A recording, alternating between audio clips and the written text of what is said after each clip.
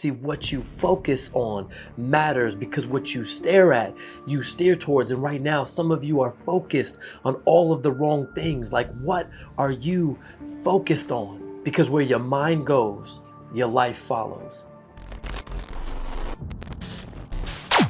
There's a statistic that tells us the average person has 12 to 60,000 thoughts per day. And that's a lot of thoughts. But 80% of those thoughts, according to this study, are negative. Negative. That means negativity is dominating most of our focus. So many of us are focused on negativity. And the worst part about that statistic is that 95% of those negative thoughts are on repeat, like a bad playlist, playing over and over and over again. So many of you have dreams, goals, and ambitions that you want to see become a reality in your life, but you can't get to your dreams, you can't get to your destination when you are listening to the playlist of negativity. You can't get to your destination when you are on the roadmap of distraction. You can't get to your destination when all of those other things are competing for your focus.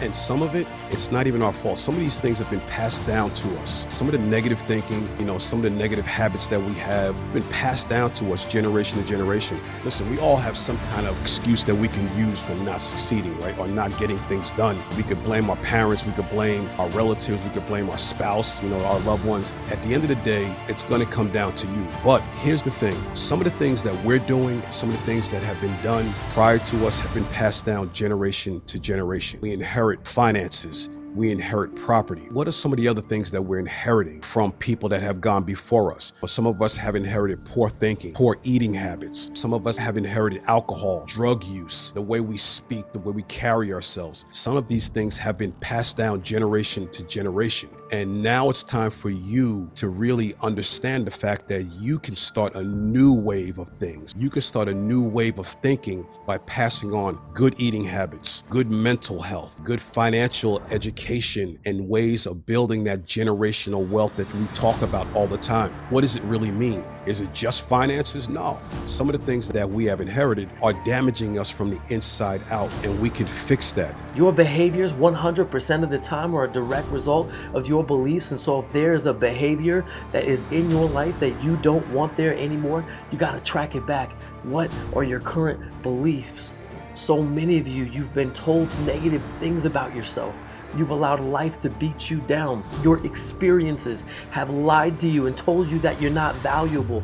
You've believed the lie that you'll never be. You're not like them. You're not good enough. And you keep playing the negative playlist over and over and over. What's one of the biggest things that have been passed on to us? Fear. Fear of overcoming, fear of doing things differently, fear of being judged. If you grew up and your parents or your loved ones always told you that no one in our family is ever going to be successful. Or if you grew up in a circle, your friends, the people that you're around right now, where no one is very successful, no one has done anything that's been extravagant, you'll have a certain fear about stepping out. Some of that fear is going to be fear of succeeding, right? And how people are going to view you because, you think you're better than everyone else now because, you succeeded at something, or you think that, you're all high and mighty. No, it's not that. It's just that I got tired of settling. Okay, I didn't want to settle anymore. And that's what we're doing. We're settling because of fear. There's good fear out there, but there's also that negative fear that paralyzes us from doing things. And that's the big difference. Fear is a normal emotion, right? It was given to us by God, just like anything else. We cry, we laugh, we have emotions, we have fear. Certain things that cause our body to react in a certain way. Okay, it's okay. It's okay to have fear. What's not okay is to be paralyzed by that fear, because that fear that's paralyzing you is holding you back from being the person that God created you to be in the first place. So if you were created to be a speaker, or if you were created to be a cook, if you were created to do something a little bit more extravagant than the other people around you, and you're letting that fear paralyze you, then you're not living up to your greatest potential that you were created for.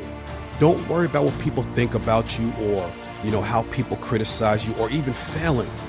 I remember when I was going out for the SWAT team, and I had this great fear come over me because I was older than everyone else. The test was geared towards certain people, a certain age group.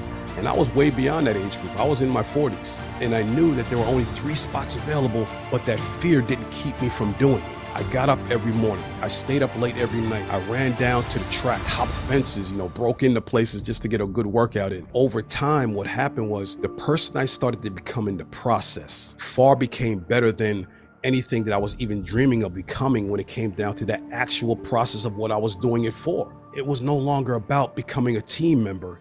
It was now part of, okay, look at what I've created within me or found within me that has become so much better and so much stronger during the process. But it never would have happened had I not overcome that fear. What is your thought life look like? What does your thought patterns tell you about your life? Listen, if you want to go somewhere, become someone, accomplish something, it all starts in your mind. All of it. Your behaviors are 100% of the time a direct result of your beliefs.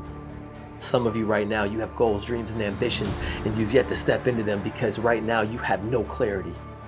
Come on, you have no clarity. Sometimes we have things going on in our life that are constantly competing for our time, effort, energy, and resources. It's like they're pulling in all directions all at once. And if you've ever felt the stress and the pressure of that, it's confusing and it's hard to move forward because here's a good idea and there's a good idea and over here's another good idea and shiny object syndrome and plus this other thing that everybody else is telling me is urgent and important and it's competing for my time. It's competing for my focus and all these things over here that are distracting me and all the people that if I haven't gone through evaluating my relationships that are distracting me, all this other stuff that's pulling me in 1,000 different directions. If you've ever felt that way, you cannot achieve your dreams, goals, and ambitions. You will never step into your destiny when you're being pulled in 1,000 directions. And I don't care what's going on around you. You are the one that has to take ownership. You get to take ownership of your life and say, I'm not going to allow that any longer. I'm taking authority over my own life. I'm taking authority over my dreams. I'm taking authority over the calling that's been placed in my life to steward it well. And I'm refusing to be pulled in 1,000 directions. Listen, some of you right now, you just need clear direction. And the best way you can do that is to look at everything that's competing for your time, effort, energy, and resources and say, if this doesn't align with my God-given dream, it doesn't belong. Let me tell you right now, if you're listening to this, the last thing I need you to hear is you've got to take massive action. You've got to execute. If you never execute the play, it doesn't matter. Some of you just have to have the courage to say, I'm going to do something today to take a next step.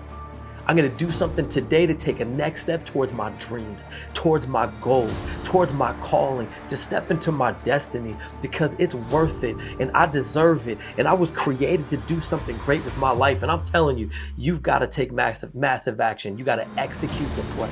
Listen, you have a dream and it's worth pursuing. It's worth chasing. There's a destiny written all over you. It's inside of you and it is time to birth that thing. You got to get your focus, get those relationships, establish your clear direction, and you got to execute the play. It's time to take massive action. It's time to step into your dream. It is time to elevate your life. One of the biggest things we have in this world today is a fear of getting started. We don't like to start small.